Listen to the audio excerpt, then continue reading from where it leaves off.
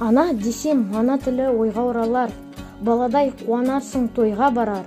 Тыңдасаң көне аңыздан көркем нақыл, олжамда қанжығама байлап алар. Тере білсек бір ауыз қара өлең, неше миллион үнжу маржан шамамен. Қанша гүлден қазақ тілі бақшасы, қандай дана өлшер қандай бағамен. Ерке тіл, еркелеткіш тілім менің, еркежан айналайын күнім менің.